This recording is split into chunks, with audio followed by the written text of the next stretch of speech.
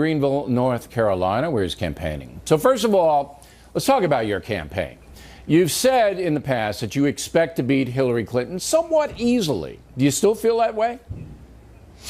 I don't know if I said easily, but I hope to win, and I think we'll win. We're doing very well, as you probably know, and I think we're going to have we have a great campaign going.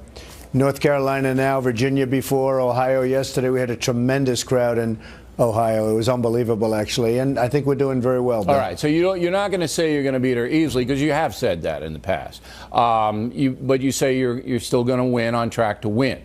Now let's look at the CNN poll, which has you ahead by 1. It's divided along race and gender. For example, you beat Secretary Clinton with men, 54-32. Why do you think you beat her with men? Well, maybe they like strong borders, maybe they like strong military, but I think women do also. That's why I think I'm going to do very well with women. I noticed that we're doing very well with married women.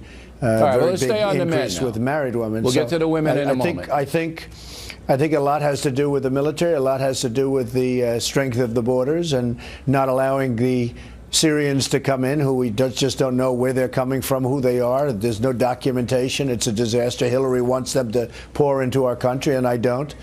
All right, so you think it's a national security play for men to favor you over Mrs. Clinton? Well, I guess, but I think women want that just as much as men. Well, so, let's get to the. All right, let's get to the. I think women want it as much as men. Well, I don't know about that. CNN poll has women 53 Clinton, 38 Trump.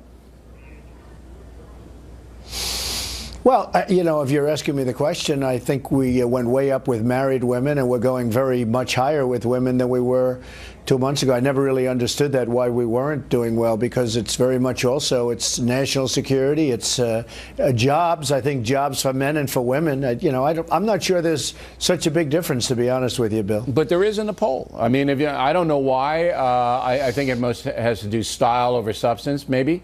But there is a huge difference. You dominate on men, dominate with men, and she dominates with American women. Let's get to the race. In white Americans, again, you dominate 55-34. You're up 21 with whites. Why? I can't tell you, Bill. I mean, all I'm doing is talking about jobs and bringing back our jobs. I can't say why you don't anybody have any necessarily. Opinion on that? No, I don't really. I really right. don't. I mean, I had a tremendous experience in Detroit and in Philadelphia this last week. With African Americans in really inner cities, and we went to a church, an African American church, which was incredible. And I think, I would think that I'm doing very well with the African Americans. Let's go to non-white. Now, non-white is all non-Caucasians. Clinton 72, Trump 18. Well, I think maybe the 18 is a lot higher than it was 3 weeks ago. I think we've made a lot of progress. I mean, I actually saw one where it was 1, which I didn't understand at all. That was just African Americans. This is encompassing all non-whites in it.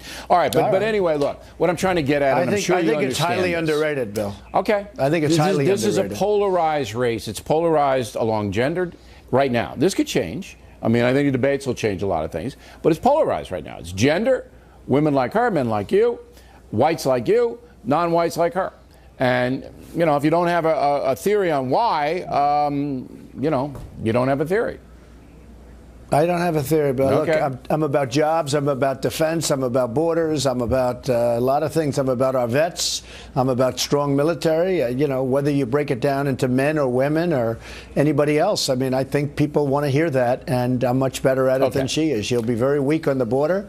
She wants people just to flow. In terms of illegal immigration, people are going to flow into the country, and it's going to be a disaster. All right, but apparently non-white Americans don't mind that. I mean, that's the thing. The factor is that some people want open borders. And Bernie Sanders and his crew let everybody in, everybody do what they want. You know what? Open society, George Soros, everybody comes in. You know that crew.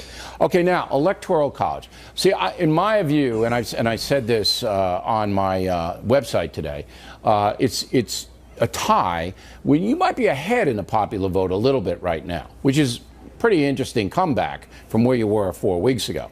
But electoral college is tough. it's tough. You have very little margin for error. You got to knock off Ohio, you got to knock off Florida, you got to win North Carolina, where some polls you have you behind. You got to win either Michigan or Pennsylvania. That's tough. You don't have any margin for error, where she does have some margin. Well, when you say you're talking about the Republican Party, because it's always been that way, or it's been that way for the last 20 years. And there's truth to it, but I think we're doing very well in those states. I just left again Ohio. We're doing well. We're leading in Ohio. We're leading in Florida. We're leading in some quite polls a few states. You are, So I mean, we're going to have to see. Yeah.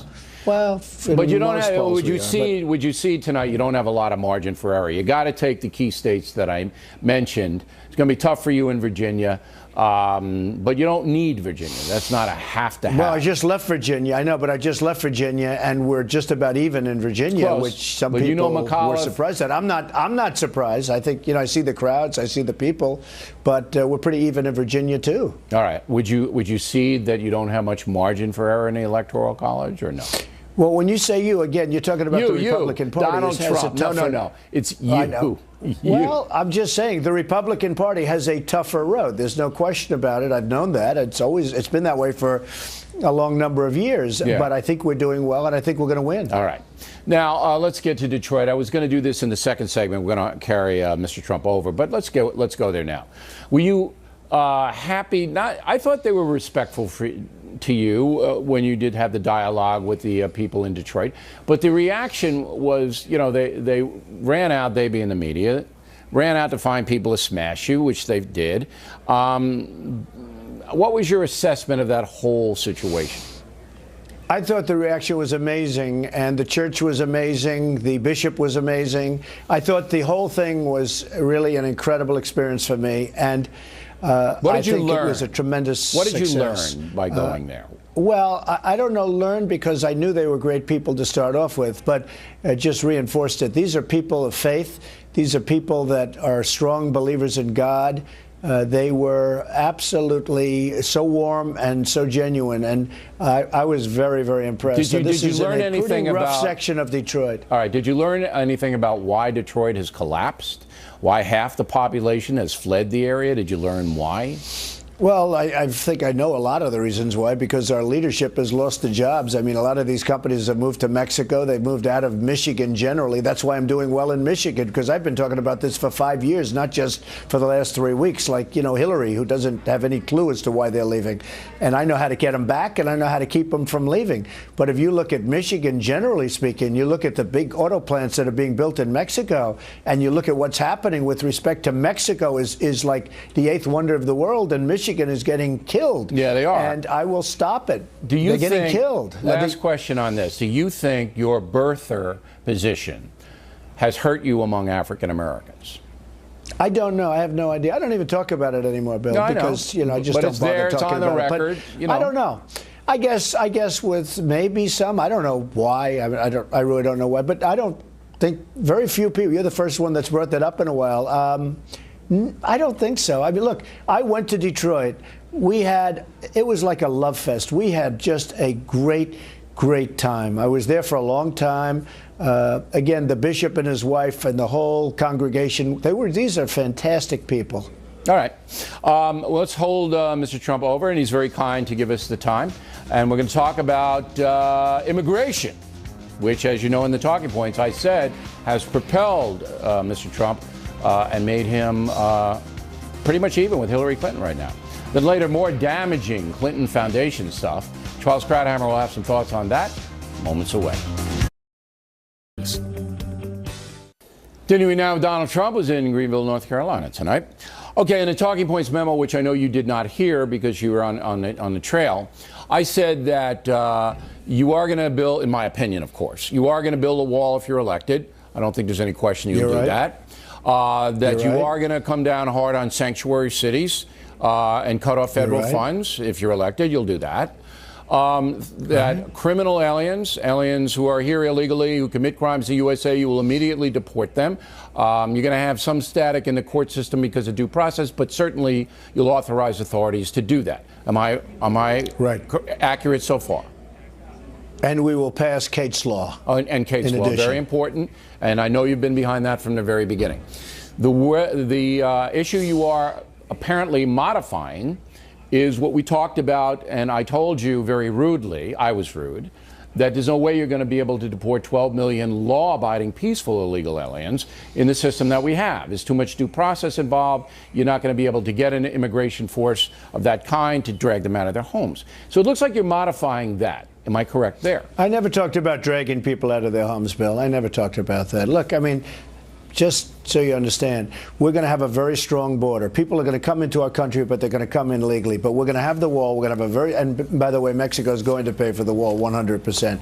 We're going to have a wall. Mexico's going to pay for the wall. We're going to have a strong border. The Border Patrol, 16,500 agents endorsed me because they understand. We're going to get rid of, first hour, I'm going to authorize get rid of all of the drug lords and the gang members and all of the people that are here illegally that shouldn't be and committing tremendous crime. Yeah, but there's due process. Unbelievable crime. You can't just do an executive order. You're going to have to go through very little due process. Okay. No, but there's some. Well, I think there's very little. Okay, but I think there's very little. And the police, the local police, know who all of them are, and we're going to get rid. So we're going to stabilize our border. We're going to have a strong border. We're going to have a country again. And then what's going to happen is when it's all completed, the wall, all of this is completed, the people that haven't committed a crime, other than, of course, coming into the country illegally, which is, you know, depending on your definition, those people, Bill, we're going to determine when we look at where the country is, how the border is, what's happening with our country, which will be down the road. We're going to make a determination at that time as to what to do with the best. That's a modification of your original position, but that's fine. Well, I mean, depending on how you want to view it. Sure. I don't know about that, but that's okay. If you want to say that, it's fine. In my opinion, as a news analyst, you've modified your position a bit.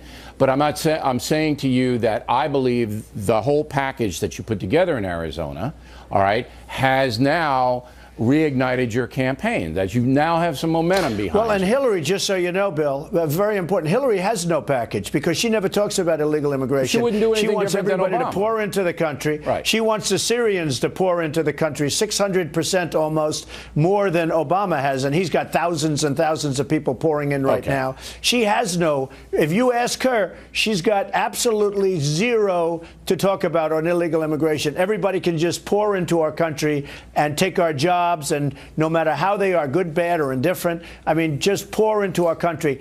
That is a disaster for the United States. She doesn't want to talk about it. And she got brought there. Bill, she got brought there by Bernie Sanders, you know, super left. I mean, she got brought there by Bernie Sanders.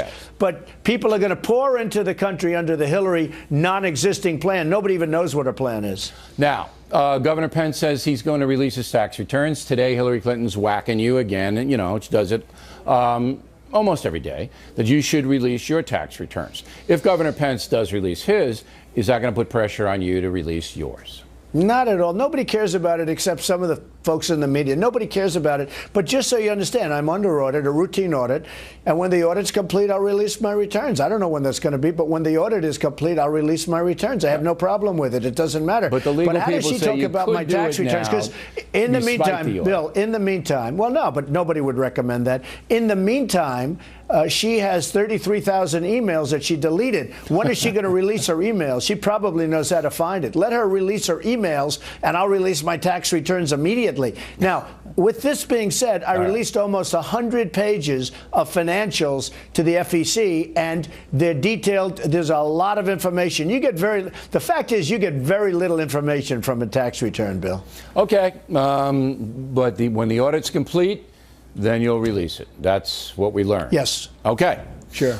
Hey, thank you. I appreciate you coming on. As I said, we're still working for Mrs. Clinton to come on, Secretary Clinton.